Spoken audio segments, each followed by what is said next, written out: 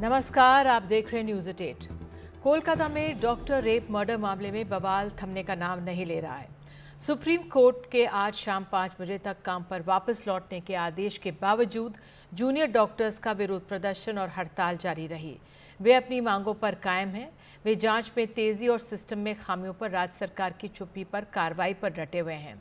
Doctors ने कहा है कि उनकी मांगें पूरी नहीं हुई, पीड़िता को न्याय नहीं मिला है, इसलिए उनका काम बंद, आंदोलन जारी रहेगा। जूनियर डॉक्टर्स ने स्वास्थ्य सचिव और डीएचई के इस्तीफे की भी मांग की है।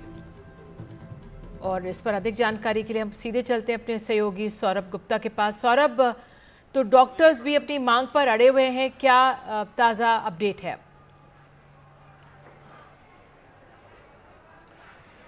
देखिए, डॉक्टर्स के लिए बातचीत करने के लिए जो हेल्थ सेक्रेटरी है पश्चिम बंगाल के, उन्होंने एक ईमेल किए थे डॉक्टर्स बॉडी को कि आप आइए, बातचीत करते हैं और इस समस्या का समाधान निकलते हैं और ये प्रोटेस्ट को ख़त्म करते हैं और आप काम पे आइए। ये सुप्रीम कोर्ट के जो ऑर्डर था आज 5 बजे तक काम पे वापस आने का, इसके बाद ये जो है हेल्थ सेक्रेटरी की तरफ से ये ईमेल भेजा गया था जूनियर डॉक्टर्स के लिए कि आप बातचीत के लिए आइए। इसमें लिखा गया था 10 जन का डेलीगेशन लेके आइए और इसमें ये जूनियर डॉक्टर्स के बॉडी को एड्रेस किया गया था। लेकिन जो जूनियर डॉक्टर्स है उन्होंने आज जाने से मना कर दिया। उनका ये कंप्लेंट है कि इसमें सिर्फ रिस्पेक्टेड सर लिखा गया है, रिस्पेक्टेड मैडम नहीं लिखा गया, हालांकि इसमें यहाँ पे बहुत सारे महिला डॉक्टर भी है। दूसरा, उनका कहना है कि हेल्थ सेक्रेटरी से आया है चिट्ठी, तो हम तो इनका रेजिग्नेशन डिमांड कर रहे हैं, तो हम इनके तरफ से क्यों ईमेल आया, हमको नवान्न से मेल नहीं भेजा गया। तीसरा इनका था कि सिर्फ 10 जन के डेलीगेशन क्यों जाएंगे, यहाँ हम इतने लोगों को रिप्रेजेंट करते हैं। तो ये सारे जो रीजंस है ये देखकर इन्होंने जाने से मना कर दिया। हालांकि मुख्यमंत्री आज लेट तक नवान्न में थे, सेक्रेटेरिएट में थे बातचीत के लिए, क्योंकि इनकी सरकार, राज्य सरकार की अभी ये भूमिका है कि अगर इस समस्या का समाधान बातचीत से निकल सकते हैं तो वही वो प्रेफर करेंगे। इसमें एक पब्लिक सेंटिमेंट जुड़े हुए हैं, एक लार्जर जो पब्लिक परसेप्शन है वो जुड़े हुए हैं। तो इन सारी चीज़ों को नज़र रखते हुए डॉक्टर्स की एक सेंटिमेंट जुड़े हुए हैं, तो इन पे बातचीत से अगर समस्या का हल निकाला जाए तो बेहतर होगा। प्यूनिटिव मेजर्स सूत्र कहते हैं कि एक आखिरी उपाय रहेगा अगर कुछ नहीं काम किया, अगर डॉक्टर्स बातचीत करने से इनकार कर दिया, अगर सुप्रीम कोर्ट का ऑर्डर इस तरीके से डिफाई होते रहे, क्योंकि आपको जानते हैं 5 बजे तक आज इनको काम पे वापस आना था और वो सुप्रीम कोर्ट का ऑर्डर डिफाई किए हैं डॉक्टर्स ने और बातचीत के लिए भी आने से मना कर दिए हैं। बिल्कुल, ये लोग जांच को एक्सपेडाइट करने की मांग भी कर रहे हैं। साथ ही जब शाम को 6 बजे बात कर रही थी, कुछ सिस्टम में सिंडिकेट की बात भी ये लोग कर रहे थे, जो डॉक्टर्स वहाँ से जुड़े थे हमारे साथ। क्या इन पर कोई राज्य सरकार कार्रवाई कर सकती है? एस्मा लग सकता है और दूसरी तरफ सुप्रीम कोर्ट का आदेश है, लेकिन क्या राज्य सरकार कुछ कार्रवाई करेगी कि नहीं? देखिए, क्योंकि ये सुप्रीम कोर्ट का ऑर्डर का उल्लंघन है, सुप्रीम कोर्ट का ऑर्डर का डिफायंस है, तो ये जो ऑर्डर की बात है ये सुप्रीम कोर्ट तय करेंगे क्या होगे, क्योंकि इसमें चीफ जस्टिस ऑफ इंडिया और 2 सीनियर जजेस का एक बेंच है जिन्होंने ये ऑर्डर पास किया। और चीफ जस्टिस ऑफ इंडिया और 2 जजेस का बेंच के ऑर्डर को डिफाई करना वो सुप्रीम कोर्ट कैसे हैंडल करेगा। लेकिन राज्य सरकार की जो भूमिका है, राज्य सरकार का कहना है कि देखिए, हम लोग बातचीत चाहते हैं। आज मुख्यमंत्री थे नवान्न में लेट तक, और देखिए हेल्थ सेक्रेटरी की तरफ से एक ईमेल भी भेजा गया था जिसका जवाब डॉक्टर्स ने दे दिया है कि कहा है कि वो उस ईमेल के आधार पे तो बातचीत नहीं करेंगे। और राज्य सरकार का ये भूमिका है कि बातचीत से समस्या का हल निकलने की कोशिश जारी रहेगी। बिल्कुल, एस्मा या और प्यूनिटिव मेजर्स जो है वो एक आखिरी रिजॉर्ट रहेगा। हालांकि तृणमूल कांग्रेस ने आज फिर से अपने सोशल मीडिया हैंडल्स में एक पेशेंट के बारे में बताया जिनको ट्रीटमेंट नहीं मिली, और राज्य सरकार की जो फिगर है कि लोगों की मौत हो रही है अस्पताल में, इसको भी डॉक्टर्स ने चैलेंज किया है। बिल्कुल सौरभ जी, बिल्कुल सौरभ, जानकारी के लिए धन्यवाद। तो जो जूनियर डॉक्टर्स हैं बेसिकली वो एक एक्शन की मांग कर रहे हैं। जो भी कदम उठाए जा रहे हैं होते हुए दिखने चाहिए, ये डॉक्टर्स का कहना है। बहरहाल आपको एक और जानकारी दे दें, एयरफोर्स की एक महिला अधिकारी ने अपने सीनियर के खिलाफ रेप का आरोप लगाया है और एफआईआर दर्ज कराई है। दोनों श्रीनगर के ही इलाके में तैनात हैं और इस बारे में एनडीटीवी के सवालों पर एयरफोर्स ने कहा है कि उनको इस मामले की जानकारी है। इस मामले में स्थानीय थाने ने एयरफोर्स से संपर्क भी किया है। एयरफोर्स इस मामले में हर तरह के स्थानीय प्रशासन का सहयोग कर रही है। महिला फ्लाइंग ऑफिसर ने आरोप लगाया है। उन्होंने बडगाम के एक थाने में शिकायत की। अहम है कि महिला अधिकारी ने हरकतों का कई बार विरोध किया, लेकिन शिकायत पर ध्यान नहीं दिया गया। लगातार विरोध के बाद किसी तरह भाग निकली। महिला अधिकारी ने मामले में पक्षपात के आरोप भी लगाए। कई महीने उन्होंने मुश्किल से गुजारी, लेकिन अब जांच हो रही है।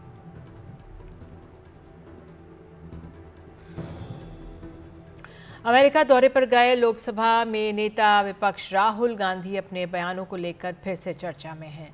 राहुल गांधी ने आरोप लगाया कि हाल ही में हुए लोकसभा चुनाव 2024 को वो स्वतंत्र चुनाव के रूप में नहीं देखते। राहुल गांधी ने एक कार्यक्रम में कहा कि देश में हुआ आम चुनाव निष्पक्ष नहीं था। यदि निष्पक्ष होता तो भाजपा को 240 सीट नहीं मिलती। ये चुनाव नियंत्रित था। I don't think the BJP, in a fair election, they were nowhere near 240 seats. No way. I mean, I'd be surprised if they had a financial, huge financial advantage. They had locked our bank accounts for one, but huge war chest. The election commission was doing what they wanted. I mean, the entire campaign was structured so Mr. Modi could, do his thing across the country. States where they were weak were designed differently than states where they were strong. So I don't view it as a free election at all. I view it as a rather controlled election. Rahul Gandhi की सिखों को लेकर एक टिप्पणी पर भी बवाल मचा हुआ है। कल अमेरिका के वर्जीनिया में राहुल गांधी ने कहा है कि लड़ाई इस बात को लेकर है कि क्या एक सिख को भारत में पगड़ी पहनने की इजाजत दी जाएगी। First of all, you have to understand what the fight is about. Fight is not about politics. That is superficial. What is your name? Brother, yeah, with the turban. What is your name? Bhalinder Singh. Bhalinder Singh. The fight is about whether he, as a Sikh, is going to be allowed to wear his turban in India. Or he, as a Sikh, is going to be allowed to wear a kada in India. Or he, as a Sikh, is going to be able to go to a Gurdwara. That's what the fight is about. And not just for him. For all religions. At least in India, the only time when Sikhs have felt a certain anxiety or insecurity and faced an existential threat was when statements were made कि बड़ा पेड़ अगर गिरता है तो धरती हिलती है. This is as close a justification to targeting of minority communities as I've ever seen in my life. Manipur की राजधानी इम्फाल समेत 3 जिलों में कर्फ्यू लगा दिया गया है। इम्फाल पूर्व, इम्फाल पश्चिम और थौबल में कर्फ्यू लगाया गया है। बिगड़ती कानून व्यवस्था और लगातार हो रहे प्रदर्शनों को देखते हुए प्रशासन ने ये फैसला लिया। अगले आदेश तक ये जारी रहेगा।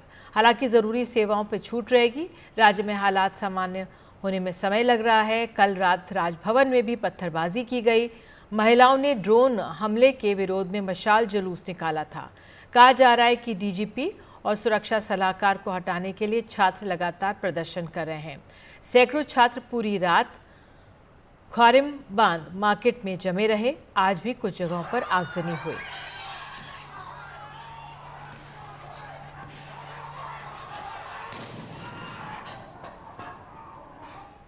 चुनावी राज हरियाणा में बीजेपी ने 3 सीटों को छोड़कर बाकी सभी पर अपने उम्मीदवारों के नामों का ऐलान कर दिया है।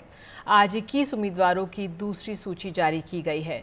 ओलंपिक पहलवान विनेश फोगाट के मुकाबले बीजेपी ने जुलाना से कैप्टन योगेश बैरागी को दंगल में उतारा है। पार्टी ने 2 मुस्लिम उम्मीदवारों को भी टिकट दिया है। 2 मंत्री समेत 5 विधायकों के टिकट काटे गए हैं। बीजेपी ने हरियाणा में अपने उम्मीदवारों के चयन में 3 बड़े संदेश दिए हैं। एंटी इनकम्बेंसी की काट के लिए मंत्रियों समेत कई विधायकों के टिकट काटना, जातिगत समीकरणों को साधना ओबीसी, जाट और ब्राह्मण पंजाबी वोटों पर नजर, महिलाओं पर फोकस। अब तक 10 टिकट दिए गए हैं।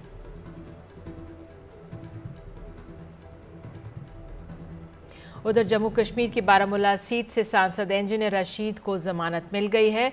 दिल्ली की स्पेशल एनआईए कोर्ट से अंतरिम जमानत उनको दी गई। इंजीनियर रशीद 2 अक्टूबर तक अंतरिम जमानत पर रहेंगे। इसके लिए वो जम्मू कश्मीर चुनाव में प्रचार के लिए ये जमानत मिली है। हाल ही लोकसभा चुनावों में वे सांसद चुने गए थे। राजस्थान में तीसरी बार ट्रेन को बेपटरी करने की कोशिश हुई है। बड़ा सवाल है, इसके पीछे कौन है? क्या ये साजिश है? देखिए हर्षा कुमारी सिंह की रिपोर्ट। सीमेंट की बड़ी बड़ी ईंटें, एक का वजन करीब 70 किलो। इनको 2 रेलवे ट्रैक पर आमने सामने रखा गया। ट्रेन चालक ने करीब 500 मीटर पहले इन्हें देख लिया।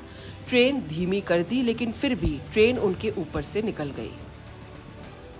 अजमेर में एक बार फिर दहशतगर्द और साजिशकर्ताओं ने एक रेलवे की डीएफसीसी की ट्रेन को बेपटरी करने की कोशिश यहां पर की गई है, मगर जो रेलवे के ट्रेन के जो पायलट हैं उन्हों को इस जो ब्लॉक है उसकी जानकारी मिल गई थी। उन्होंने ट्रेन धीरे कर दी और जो ब्लॉक है वो हालांकि टूट गया है। गनीमत रही कि जो ट्रेन है वो बेपटरी नहीं हुई, वरना बड़ा हादसा हो सकता था। डेडिकेटेड फ्रेट कॉरिडोर है, इसके ट्रैक पे सीमेंट के ब्लॉक रख दिए गए जिससे ट्रेन टकराई और उससे ट्रेन के इंजन में भी नुकसान हुआ। और ठीक है कि कोई बड़ा हादसा नहीं हुआ, नहीं तो कोई बड़ा हादसा भी हो सकता था। कम से कम 3-4 आदमी के द्वारा ही रखा गया होगा, क्योंकि 1-2 आदमी तो इसमें रख नहीं सकते, काफी भारी है। राजस्थान में ये तीसरी ऐसी घटना है। इससे पहले जोधपुर अहमदाबाद वंदे भारत को पिछले महीने इसी तरह पटरी से उतारने की कोशिश की गई। पाली में ट्रैक पर सीमेंट के कट्टे मिले थे। कोटा में छाबरा के पास ट्रैक पर मोटरसाइकिल की चैसिस मिली थी। राजस्थान पुलिस ने एक विशेष टीम के जरिए इन मामलों की जांच कराने का फैसला किया है। हायर अथॉरिटीज़ ने एक एसआईटी भी गठित करी है और इसमें हर एक पहलू पर अनुसंधान किया जाएगा। क्योंकि ये थोड़ा सुनसान इलाका है और गांव से दूर है, तो जो भी अवेलेबल रिसोर्सेज होंगे उनके आधार पे और कार्रवाई की जाएगी। हाल ही में कानपुर की घटना के बाद चिंता बढ़ी है, जहां हादसा होते होते रह गया। एक के बाद एक ऐसी घटनाओं से सवाल उठ रहे हैं कि कहीं कोई बड़ी रेल दुर्घटना की साजिश तो नहीं हो रही है। अजमेर से पवन अटरिया के साथ जयपुर से हर्षा कुमारी सिंह, एनडीटीवी।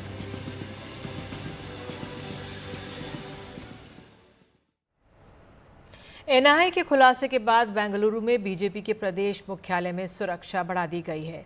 एनआईए ने रामेश्वरम कैफे मामले में चार्जशीट दाखिल की, जिसमें बताया गया कि अयोध्या में प्राण प्रतिष्ठा के समय बेंगलुरु के बीजेपी हेडक्वार्टर्स में धमाका करने की कोशिश की, लेकिन नाकामयाब रहे। आतंकियों ने 1 मार्च को रामेश्वरम कैफे में धमाका किया था। फिर मलेश्वरम में बीजेपी मुख्यालय कुछ ऐसा दिख रहा है।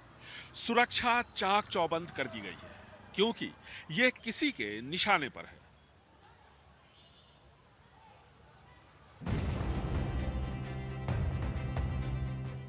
रामेश्वरम कैफे में धमाके के मामले में एनआईए की चार्जशीट में साफ लिखा है कि रकम क्रिप्टो करेंसी के जरिए हासिल की गई।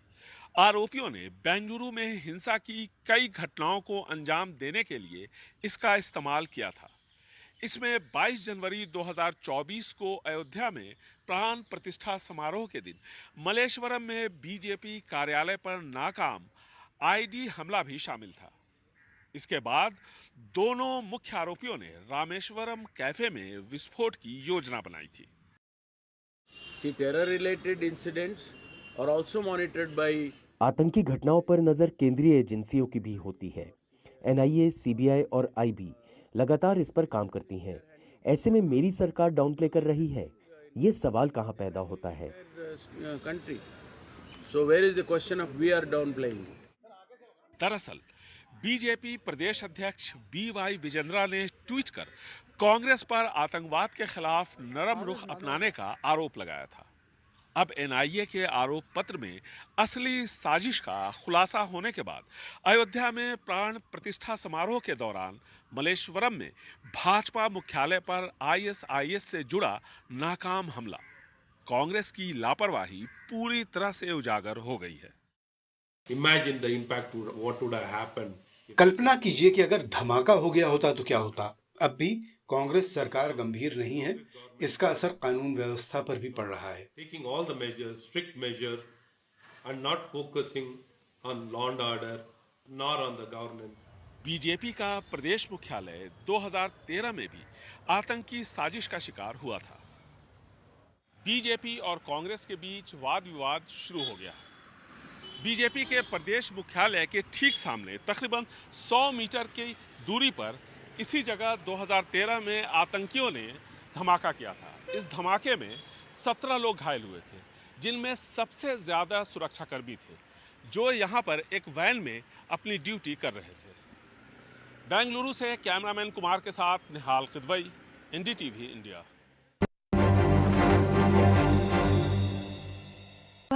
उत्तर प्रदेश में भेड़ियों के खौफ की यूपी के बहराइच जिले में बीते 2 महीने से भेड़ियों का एक तरह से आतंक है, जो लोगों को रात भर सोने नहीं दे रहा है। आदमखोर हो चुके 6 भेड़ियों में से आज एक और भेड़िए को पकड़ लिया गया। अब 6 में से 5 भेड़िए पकड़ लिए गए, लेकिन अभी एक और एक तरह से नहीं मिल पा रहा है, फरार है। भेड़ियों की खासियत ये है कि ये झुंड में चलते हैं और इनका जो सरदार होता है वो सबसे पीछे चलता है। देखिए रणवीर की ये खास रिपोर्ट।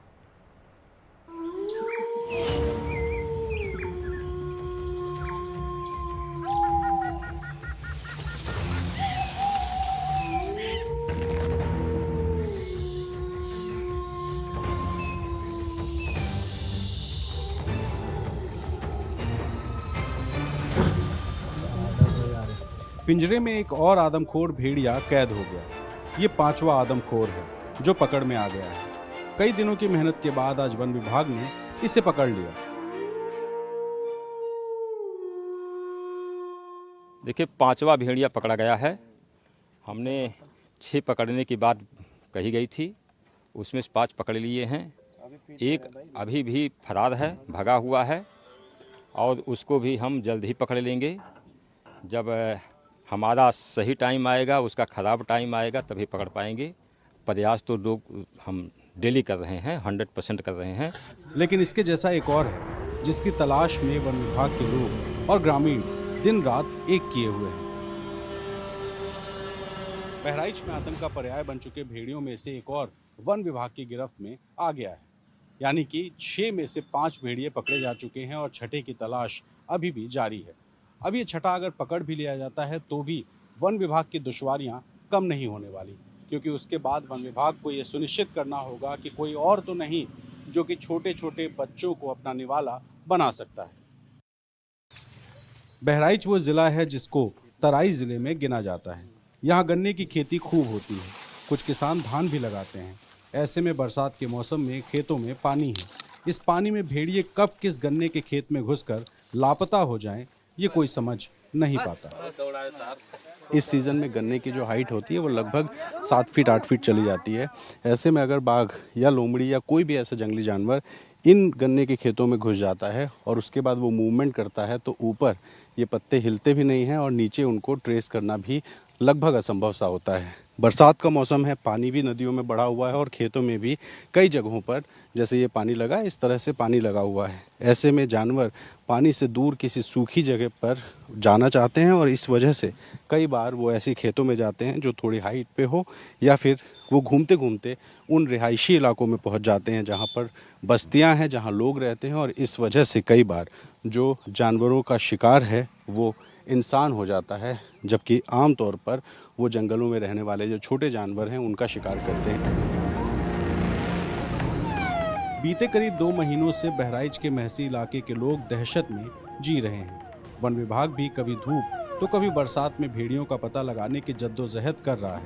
कहीं ट्रैक्टर दौड़ रहे हैं तो कहीं मेढ़ों और पगडंडियों पर वनकर्मी भेड़ियों को पकड़ने का लक्ष्य लेकर संघर्ष कर रहे हैं। एक हमारे पास ट्रैंकुलाइजर गन है, उसमें मेडिसिन दूर से डार्ट करते हैं और जैसे बेहोश होता है उसके बाद हम लोग इसको कैप्चर करके केज में शिफ्ट करके रिवाइवल भी देते हैं। रिवाइवल करने के बाद लगभग तुरंत होश में आ जाता है 5 से 10 मिनट में। एक्चुअली मेडिसिन जब भी ट्रैंक्विलाइजर देते हैं तो कभी कभी अगर एनिमल खाया हुआ है तो वोमिट करने के चांस रहते हैं।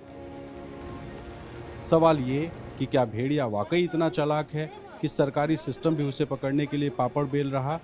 इसका जवाब यूपी की मंत्री बेबी रानी मौर्य से सुनिए। ये चीज ये भी आ रही है कि उत्तर प्रदेश के मुख्यमंत्री आदेश दे रहे हैं, बिल्कुल भेड़िया नहीं मार पा रही है आपके अधिकारी, बोले पूरी सरकार दौड़ रही है भेड़ियों के पीछे और भेड़िया दौड़ रहे हैं। अब आदमखोर भेड़िया मारे ही जाएंगे ना, अब तो वो मिलेगा तभी तो मारेंगे कि ऐसे थोड़ी बैठा है कि हाथ पकड़ के। टेक्नोलॉजी नहीं है, मोदी जी कह रहे हैं हायर टेक्नोलॉजी यहाँ पे ड्रोन नहीं, अब वो लगा हुआ है हमारे। भेड़िए के आतंक को देखते हुए राज्य सरकार ने शूट एट साइट का आदेश भी दे दिया है। इसकी जानकारी खुद वन मंत्री ने साझा की। पिछले करीब 2 महीनों से बहराइच जिले की महसी तहसील में भेड़ियों ने आतंक मचा रखा है। भेड़ियों ने बच्ची को शिकार बनाया, कई गांव वाले घायल हो गए। 5 आदमखोर पकड़े जा चुके हैं, लेकिन एक अभी भी बाहर है और जब तक छठा आदमखोर पकड़ा नहीं जाता तब तक खतरा बना रहेगा। भेड़ियों के हमले का पहला वाकया फरवरी महीने में आया, लेकिन उसके बाद जितने भी वाकये हुए वो सब बरसात की शुरुआत के बाद हुए, यानी बीते 2 महीनों में। इन घटनाओं को देखते हुए खुद मुख्यमंत्री योगी आदित्यनाथ ने वन मंत्री, विधायक, डीएम, एसपी, डीएफओ समेत वन विभाग के तमाम अधिकारियों और कर्मचारियों को ड्यूटी पर लगा दिया। अब उम्मीद है कि ये छठवां भेड़िया भी बहुत जल्द पकड़ा जाएगा या फिर सरकार की तरफ से जारी शूट एंड साइट के आदेश के हिसाब से इसे मार गिराया जाएगा। बहराइच से अपने सहयोगी सलीम सिद्दीकी और कैमरा पर्सन वीरेंद्र सैनी के साथ रणवीर, एनडीटीवी इंडिया के लिए।